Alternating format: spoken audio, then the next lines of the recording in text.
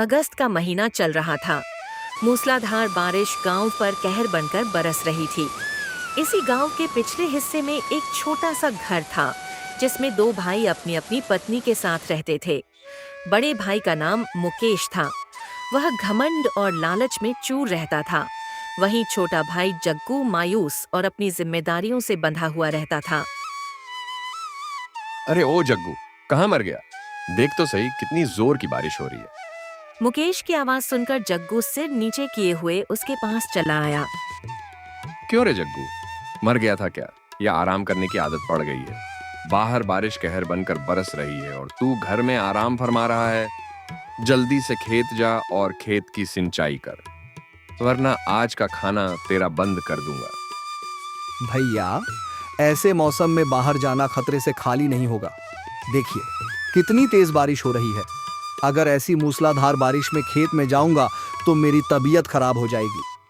पहले से ही काफी थकान है और जोड़ों में भी दर्द रहता है। अगर इस वक्त बारिश में गया तो मेरी तबीयत और ज्यादा खराब हो जाएगी। उसका ठेका मैंने नहीं लिया है। अगर तू काम करेगा तभी तुझे खाना मिलेगा, अगर काम नहीं करेगा तो भूखा ही रहना पड़ेगा। लेकिन भैया, बारिश बहुत तेज है, थोड़ी देर रुक जाने दीजिए। बारिश कम होते ही मैं खेत चला जाऊंगा।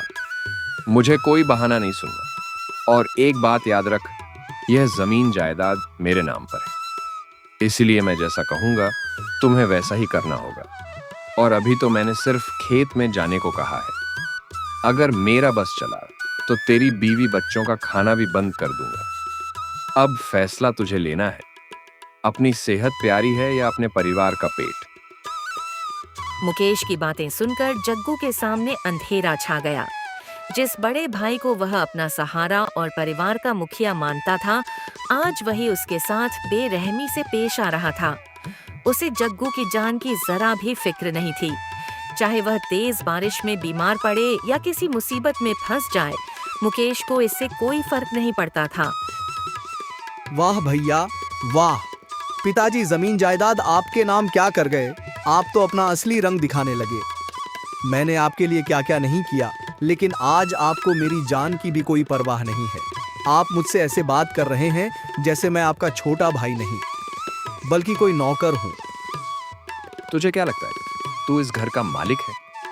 जमीन जायदाद मेरे नाम है, इसलिए इस घर में वही होगा जो मैं कहूंगा। अजी सुनते हो, अगर ये खेत की सिंचाई करने नहीं चाहता है तो इसका खाना बंद कर दो। आखिर जब ये काम नहीं करेगा तो क्या आप अकेले सब कुछ करेंगे? आपकी भी तो इज्जत है, गांव वाले क्या कहेंगे? तुमने सुना जग्गू, अब चुपचाप खेत में चले जाओ, वरना तेरा क्या हाल होगा ये तू अच्छी तरह जानता है। और हाँ, फसल की अच्छी तरह देखभाल करना, एक भी पौधा खराब नहीं होना चाहिए। जब तक बारिश हो रही है तब तक तू घर वापस नहीं आएगा। ठीक है भैया, आप भले ही मुझे पराया समझें, भले ही मुझसे नौकरों की तरह काम करवाएं, लेकिन मैं हमेशा आपको अपना बड़ा भाई और पिता समान ही समझूंगा। क्योंकि पिताजी मरते समय मुझसे सिर्फ एक ही बात कहकर गए थे, जग्गू बेटा, कभी अपने भाई से अलग मत होना। पिताजी की आखिरी बात याद करके जग्गू की आंखें नम हो गईं, लेकिन वह अपने भाई से कोई बहस नहीं करना चाहता था। जग्गू मजबूरन घर से बाहर निकल गया। उसने कुदाल उठाई और खेत की ओर चल पड़ा। बाहर घनघोर बारिश हो रही थी। जग्गू की तबीयत पहले से ही खराब थी, शरीर में थकान थी और जोड़ों में दर्द भी था। फिर भी उसने अपने बीवी बच्चों का पेट भरने के लिए अपनी जान की परवाह किए बिना खेत की ओर कदम बढ़ा दिए। खेत में पहुंचकर जग्गू ने बारिश के बीच फसल की देखभाल शुरू कर दी।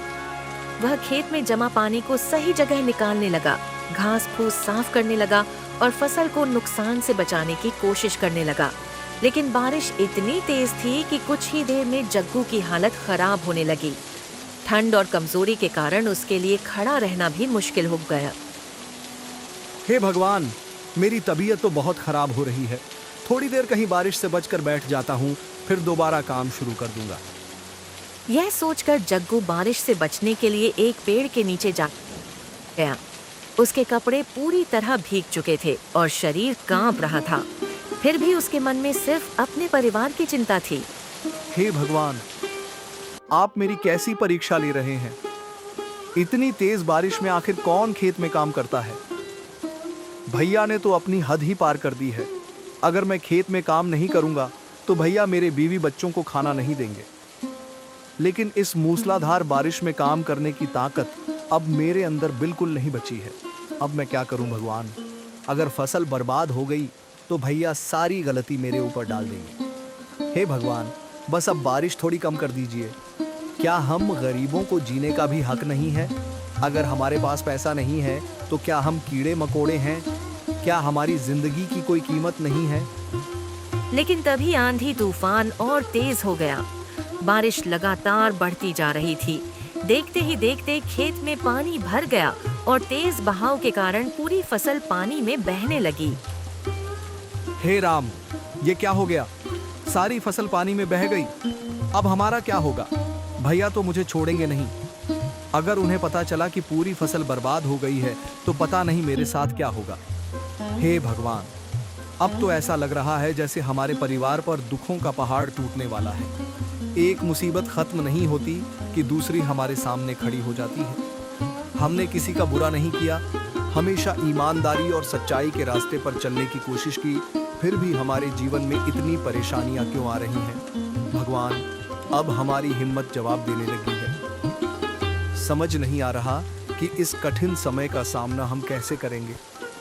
मेरे परिवार को इन मुसीबतों से बचा लो भगवान। किसी तरह हमारे घर की खुशियां वापस लौटा दो और हमें इस संकट से बाहर निकलने का रास्ता दिखा दो। मैं आपसे बस यही प्रार्थना करता हूं कि चाहे हमारी परीक्षा कितनी भी कठिन क्यों ना हो, लेकिन हमारा साथ कभी मत छोड़ना।